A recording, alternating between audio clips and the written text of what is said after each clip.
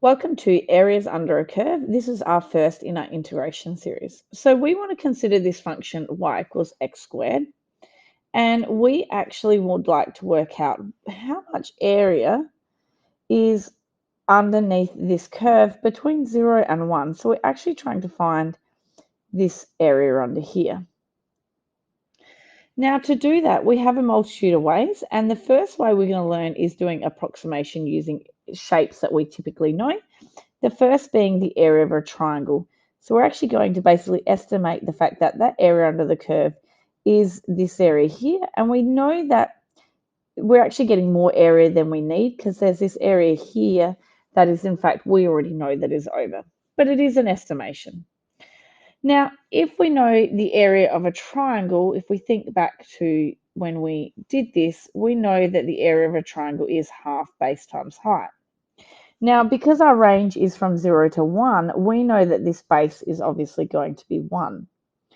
Now, to work out the height is basically this distance up here, which is basically going to be the coordinate, our y-coordinate of this point B here. Now, obviously, the x-coordinate of that position is going to be 1. And so our y-coordinate becomes 1 squared, and 1 squared is 1, which means the height of this triangle is also going to be 1. So the area of the triangle is half times 1, which is half units squared, or 0.5. Now that's one way in which we could have approximated. Now the second way we're actually going to do is looking to dividing this area into rectangles. And again, this one is going to be an underestimation of actually what it is, because if we have a look at this set of rectangles, notice that there's these areas in here that are areas underneath this curve that we're not going to include when we're looking at those areas of the rectangles. So each of these rectangles has the same width. The width of these rectangles are all going to be 0.25. So when we look at the area, we've got the area of rectangle 1, which is going to be 0.25, and the position, the height of this rectangle is going to be this y-coordinate of this position, so f of 0. When we go to the next one, once again a width of 0.25, this time our y-coordinate is going to be f of 0.25. Again, the next rectangle, this time my y-coordinate is going to be f of 0.5. And lastly, we're going to have f of 0.75.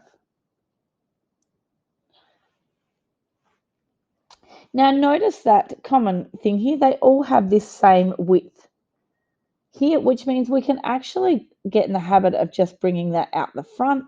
And what goes in the brackets is all these leftover bits that aren't common.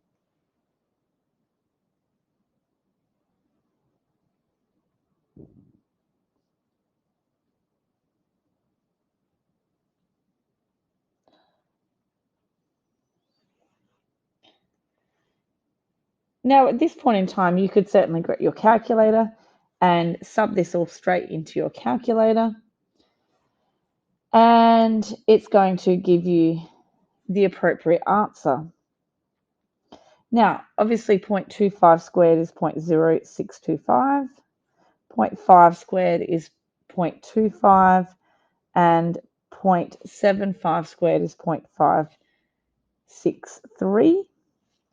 And if we work this out on our calculator, this is going to give us 0.219 units squared.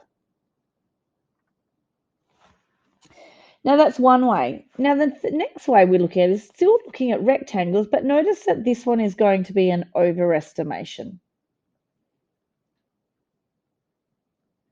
And it's an overestimation because it's including all these little bits here that are actually above the curve. So same deal as before. We've got 4 rectangles, and all these rectangles have the width of 0.25. But this time, when we're grabbing these heights of these rectangles, notice that instead of grabbing the left-hand side corner of the rectangle, we're actually grabbing the right-hand side. So this is going to be f of 0.25, f of 0.5, f of 0.75, and f of 1. Okay, so we've got the width of the rectangle times by each part.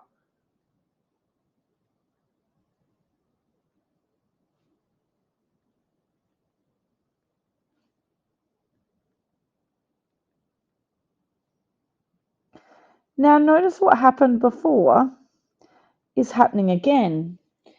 That basically there's this common bit in each of these, and that's the width of the rectangles. So they once again are going to go out the front, and what's going to go inside our brackets is going to be all these y coordinates, or all the heights of those rectangles. Now going forward, you certainly can do this as a quicker method of showing what you're doing. Now these first 3 we had in the last one.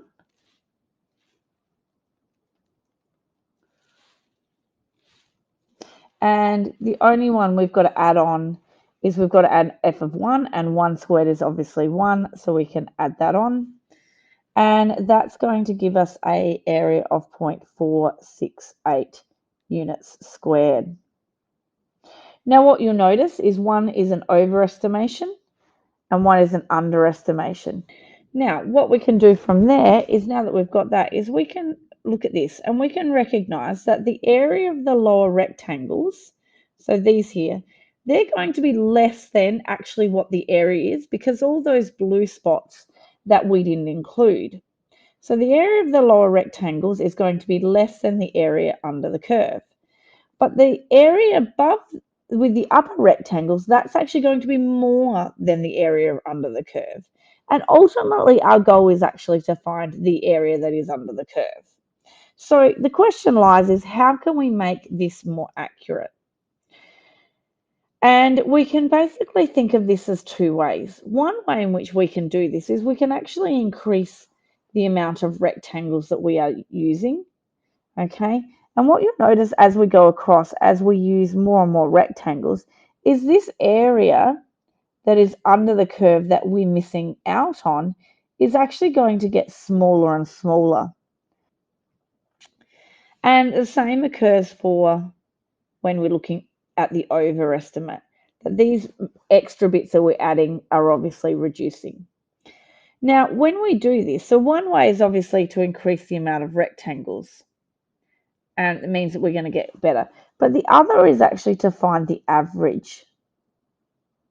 Okay, so if we had taken the one that we did up the top, this first one, where we had the lower to be 0.219 and the upper to be 0.469, we could have actually calculated the average by adding them 2 together and dividing by 2 to work out that the approximate area under the curve is going to be 0.343. But as you can notice, the more rectangles we got, that area got closer to what it should have been.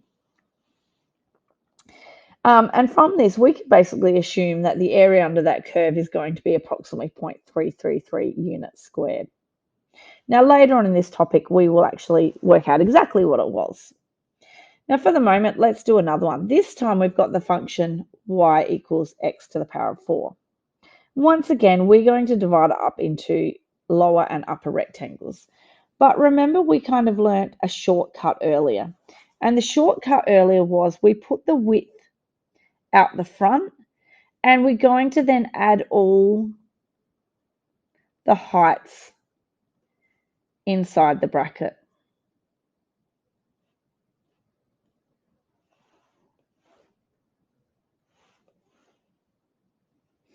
So in this case, our width is going to be 0.2, and we're going to basically want f of 0 plus f of 0.2 plus f of 0.4 plus f of 0.6 and f of 0.8 is going to go inside.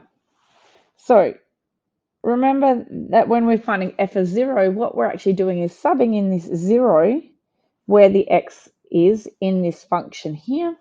And so 0 to the power of 4 is going to be 0. We add on 0.2 to the power of 4. We're then adding on 0.4 to the power of 4 plus 0.6 to the power of 4 plus 0.8 to the power of 4. Now, if you use your calculator to work that out, that's going to give you the answer of 0.113 units squared. Now, let's look at the second one of this scenario, and we're going to look at where we're doing the overestimation by doing the upper rectangles.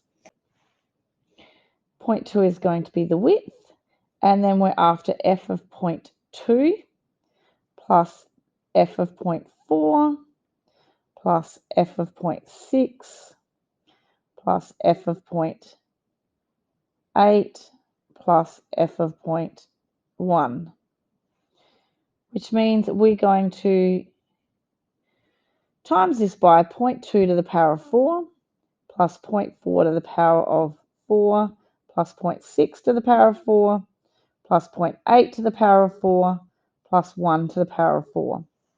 Now, when we do this, this is going to give us the area 0.313 units squared.